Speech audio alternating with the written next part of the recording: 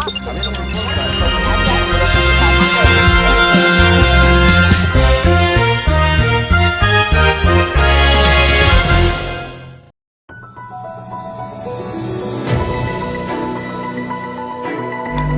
સ્વામી મહારાજ શતાબ્દી મહોત્સવ તારીખ 15 ડિસેમ્બરથી 15મી જાન્યુઆરી 2023 સુધી ઓગણેજ સર્કલ રિંગ રોડ અમદાવાદ શતાબ્દી સેવકોની સભા યોજાશે, જેમાં 70,000થી વધારે સ્વયંસેવકો હાજર રહેશે.